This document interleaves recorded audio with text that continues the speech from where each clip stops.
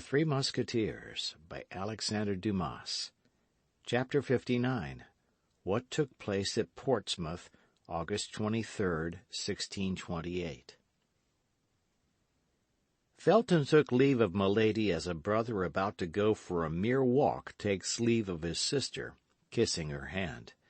His whole body appeared in its ordinary state of calmness, only an unusual fire beamed from his eyes, like the effects of a fever. His brow was more pale than it generally was. His teeth were clenched, and his speech had a short, dry accent which indicated that something dark was at work within him. As long as he remained in the boat which conveyed him to land, he kept his face toward Milady, who, standing on the deck, followed him with her eyes. Both were free from the fear of pursuit. Nobody ever came into Milady's apartment before 9 o'clock, and it would require 3 hours to go from the castle to London. Felton jumped on shore, climbed the little ascent which led to the top of the cliff, saluted Milady a last time, and took his course toward the city. At the end of 100 paces the ground began to decline, and he could only see the mast of the sloop. He immediately ran in the direction of Portsmouth, which he saw at nearly half a league before him, standing out in the haze of the morning with its houses and towers. Beyond Portsmouth the sea was covered with vessels whose masts, like a forest of poplars despoiled by the winter, bent with each breath of the wind. Felton, in his rapid walk, reviewed in his mind all the accusations against the favorite of James I and Charles I, furnished by 2 years of premature meditation and a long sojourn among the Puritans.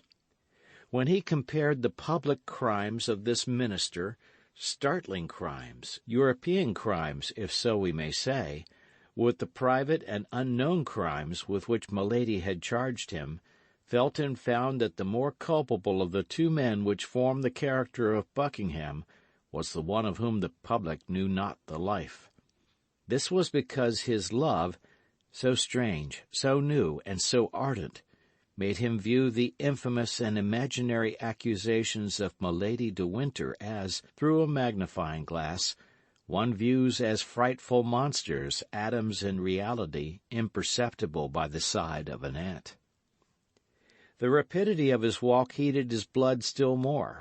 The idea that he left behind him, exposed to a frightful vengeance, the woman he loved, or rather whom he adored as a saint, the emotion he had experienced, present fatigue, altogether exalted his mind above human feeling.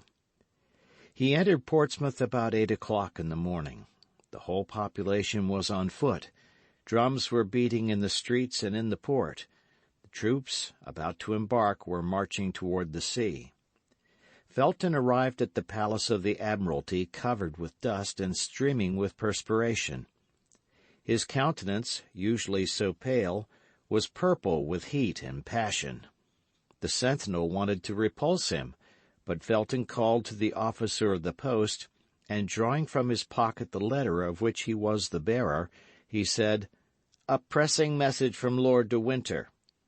At the name of Lord de Winter, who was known to be one of his Grace's most intimate friends, the officer of the post gave orders to let Felton pass, who, besides, wore the uniform of a naval officer. Felton darted into the palace. At the moment he entered the vestibule, another man was entering likewise, dusty, out of breath, leading at the gate a post-horse, which, on reaching the palace, tumbled on his foreknees. Felton and he addressed Patrick, the Duke's confidential lackey, at the same moment. Felton named Lord de Winter. The unknown would not name anybody, and pretended that it was to the Duke alone he would make himself known. Each was anxious to gain admission before the other. Patrick, who knew Lord de Winter was in affairs of the service, and in relations of friendship with the Duke, gave the preference to the one who came in his name. The other was forced to wait, and it was easily to be seen how he cursed the delay.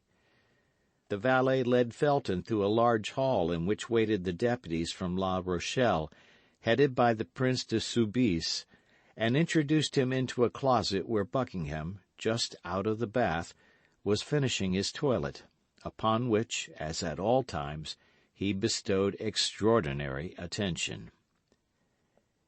"Lieutenant Felton, from Lord de Winter," said Patrick.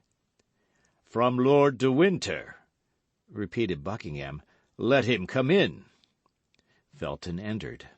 At that moment Buckingham was throwing upon a couch a rich toilet robe, worked with gold, in order to put on a blue velvet doublet embroidered with pearls. "Why didn't the Baron come himself?" demanded Buckingham. "I expected him this morning." "He desired me to tell your grace," replied Felton, "that he very much regretted not having that honour, but that he was prevented by the guard he is obliged to keep at the castle." "Yes, I know that," said Buckingham. "He has a prisoner." "It is of that prisoner that I wish to speak to your grace," replied Felton. "Well, then, speak." "That which I have to say of her can only be heard by yourself, my lord." "Leave us, Patrick," said Buckingham, "but remain within sound of the bell. I shall call you presently."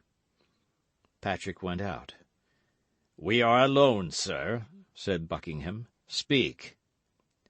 "My lord," said Felton, "the Baron de Winter wrote to you the other day to request you to sign an order of embarkation relative to a young woman named Charlotte Backson." "Yes, sir, and I answered him to bring or send me that order, and I would sign it." "Here it is, my lord." "Give it to me," said the Duke. And taking it from Felton, he cast a rapid glance over the paper, and perceiving that it was the one that had been mentioned to him, he placed it on the table, took a pen, and prepared to sign it. "Pardon, my lord," said Felton, stopping the Duke, "but does your grace know that the name of Charlotte Backson is not the true name of this young woman?" "Yes, sir, I know it," replied the Duke, dipping the quill in the ink. "Then your grace knows her real name?" asked Felton in a sharp tone.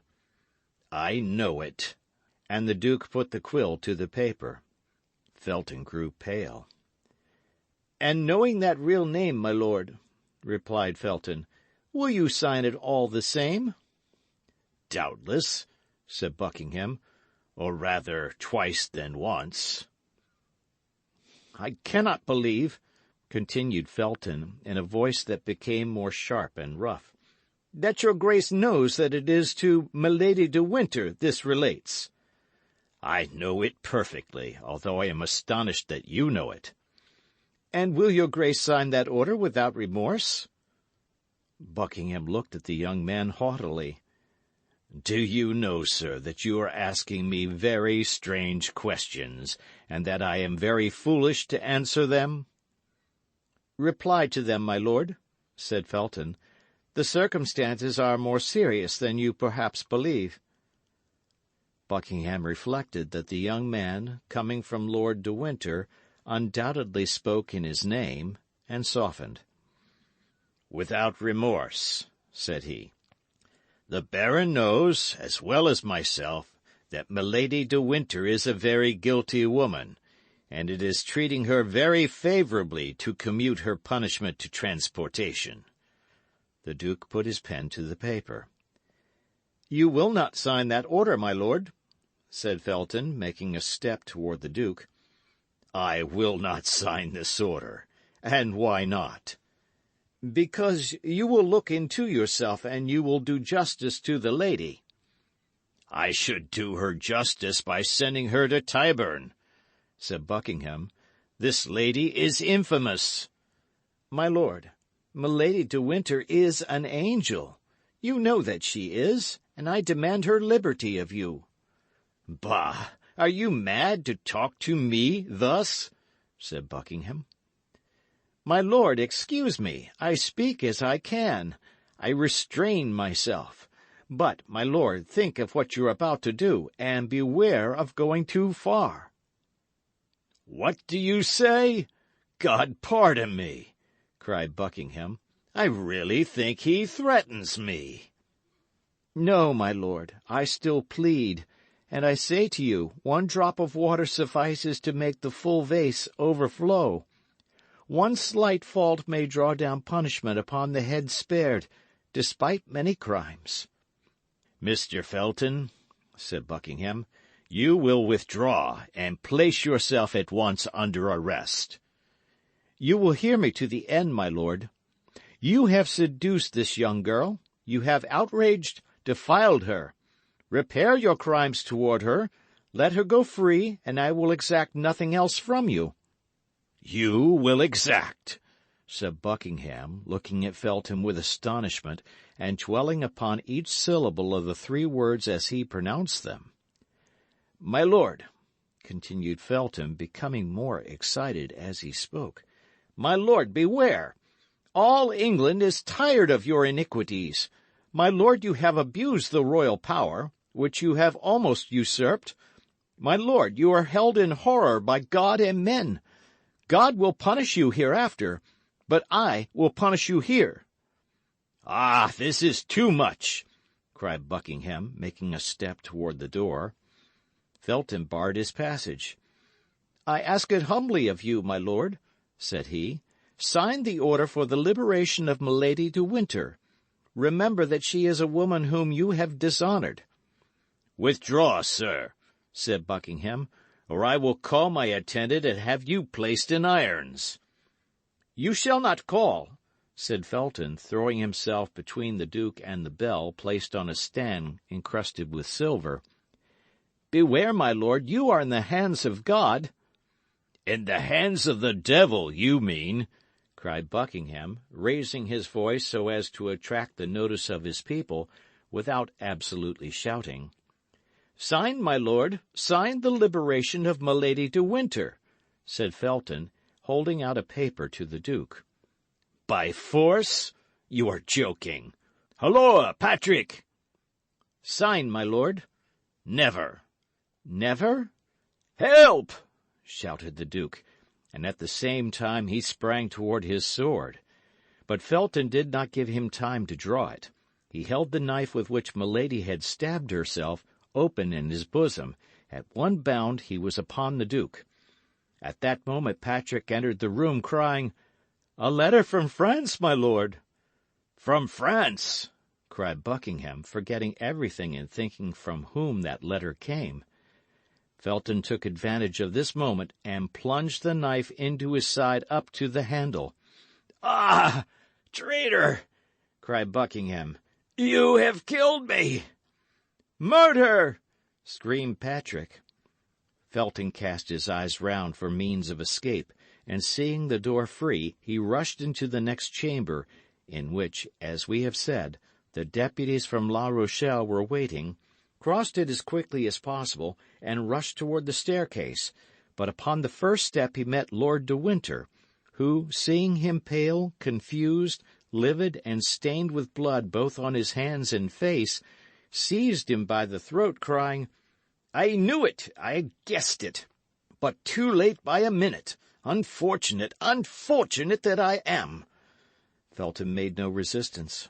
Lord de Winter placed him in the hands of the guards, who led him, while awaiting further orders, to a little terrace commanding the sea, and then the baron hastened to the Duke's chamber. At the cry uttered by the Duke and the scream of Patrick, the man whom Felton had met in the antechamber rushed into the chamber. He found the Duke reclining upon a sofa, with his hand pressed upon the wound. "Laporte," said the Duke, in a dying voice, "Laporte, do you come from her?" "Yes, monseigneur," replied the faithful cloak-bearer of Anne of Austria, "but too late, perhaps." "Silence, Laporte, you may be overheard. Patrick, let no one enter. Oh, I cannot tell what she says to me. My God, I am dying." And the Duke swooned. Meanwhile, Lord de Winter, the deputies, the leaders of the expedition, the officers of Buckingham's household, had all made their way into the chamber. Cries of despair resounded on all sides. The news, which filled the palace with tears and groans, soon became known and spread itself throughout the city. The report of a cannon announced that something new and unexpected had taken place. Lord de Winter tore his hair. "Too late by a minute!" cried he. "Too late by a minute! Oh, my God, what a misfortune!" He had been informed at 7 o'clock in the morning that a rope ladder floated from one of the windows of the castle. He had hastened to Milady's chamber, had found it empty, the window open, and the bars filed, had remembered the verbal caution D'Artagnan had transmitted to him by his messenger, had trembled for the Duke, and running to the stable without taking time to have a horse saddled, had jumped upon the first he found, had galloped off like the wind, had alighted below in the courtyard, had ascended the stairs precipitately, and on the top step, as we have said, had encountered Felton. The Duke, however, was not dead. He recovered a little, reopened his eyes, and hope revived in all hearts. "Gentlemen," said he, "leave me alone with Patrick and Laporte. Ah, is that you, De Winter? You sent me a strange madman this morning. See the state in which he has put me." "Oh, my lord," cried the Baron, "I shall never console myself." "And you would be quite wrong, my dear De Winter," said Buckingham, holding out his hand to him. "I do not know the man who deserves being regretted during the whole life of another man. But leave us, I pray you." The Baron went out sobbing. There only remained in the closet of the wounded Duke Laporte and Patrick. A physician was sought for, but none was yet found. "You will live, my lord, you will live," repeated the faithful servant of Anne of Austria, on his knees before the Duke's sofa. "What has she written to me?" said Buckingham, feebly, streaming with blood, and suppressing his agony to speak of her he loved. "What has she written to me? Read me her letter." "Oh, my lord," said Laporte. "Obey, Laporte. Do you not see I have no time to lose?" Laporte broke the seal, and placed the paper before the eyes of the Duke, but Buckingham in vain tried to make out the writing. "Read," said he, "read. I cannot see. Read, then, for soon, perhaps, I shall not hear, and I shall die without knowing what she has written to me." Laporte made no further objection, and read, "My lord, by that which, since I have known you, have suffered by you and for you, I conjure you, if you have any care for my repose, to countermand those great armaments which you are preparing against France, to put an end to a war of which it is publicly said religion is the ostensible cause, and of which it is generally whispered your love for me is the concealed cause. This war may not only bring great catastrophes upon England and France, but misfortune upon you, my lord, for which I should never console myself. Be careful of your life, which is menaced, and which will be dear to me from the moment I am not obliged to see an enemy in you. Your affectionate Anne." Buckingham collected all his remaining strength to listen to the reading of the letter. Then, when it was ended, as if he had met with a bitter disappointment, he asked, "Have you nothing else to say to me by the living voice, Laporte?" "The Queen charged me to tell you to watch over yourself, for she had advice that your assassination would be attempted." "And is that all? Is that all?" replied Buckingham impatiently. "She likewise charged me to tell you that she still loved you." "Ah," said Buckingham, "God be praised. My death, then, will not be to her as the death of a stranger." Laporte burst into tears. "Patrick," said the Duke, "bring me the casket in which the diamond studs were kept." Patrick brought the object desired, which Laporte recognized as having belonged to the Queen. "Now the scent bag of white satin, on which her cipher is embroidered in pearls."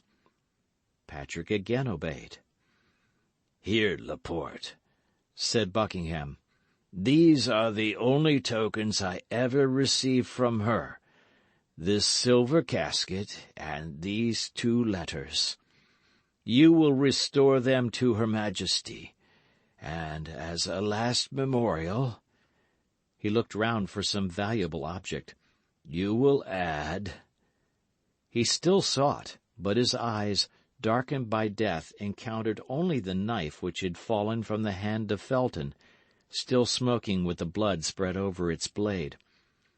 "And you will add to them this knife," said the Duke, pressing the hand of Laporte.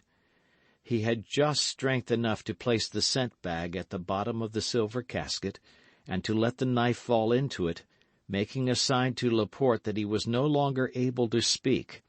Then, in a last convulsion, which this time he had not the power to combat, he slipped from the sofa to the floor. Patrick uttered a loud cry. Buckingham tried to smile a last time, but death checked his thought, which remained engraved on his brow like a last kiss of love. At this moment the Duke's surgeon arrived, quite terrified. He was already on board the admiral's ship, where they had been obliged to seek him.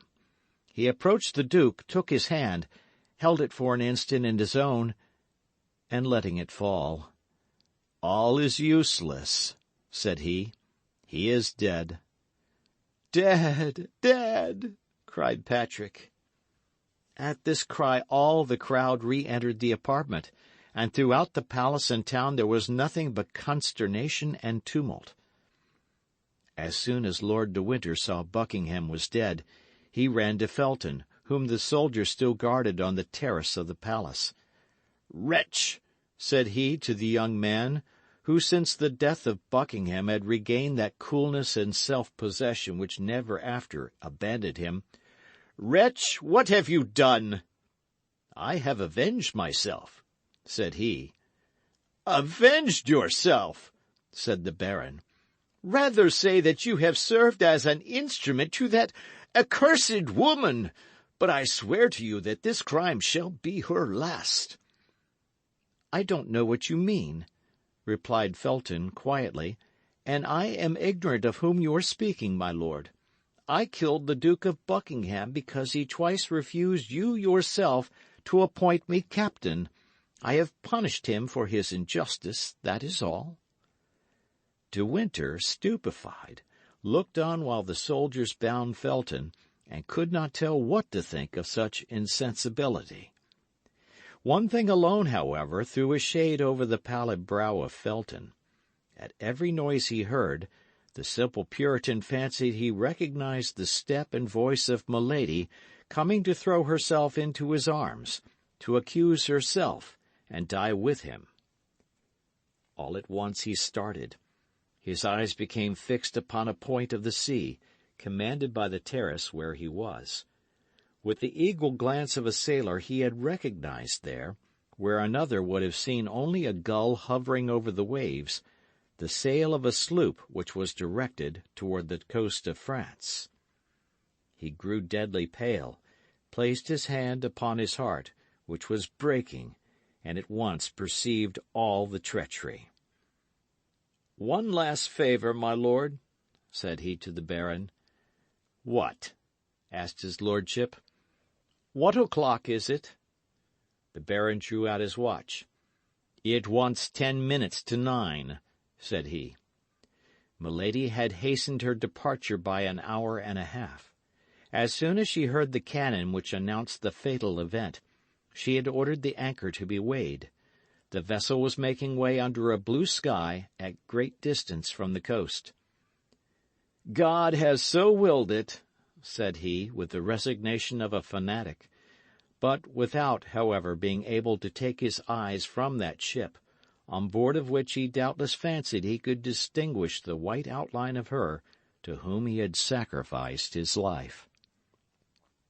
De Winter followed his look, observed his feelings, and guessed all. "Be punished alone for the first, miserable man," said Lord de Winter to Felton, who was being dragged away with his eyes turned toward the sea. "But I swear to you, by the memory of my brother whom I have loved so much, that your accomplice is not saved." Felton lowered his head without pronouncing a syllable. As to Lord de Winter, he descended the stairs rapidly, and went straight to the port. End of chapter.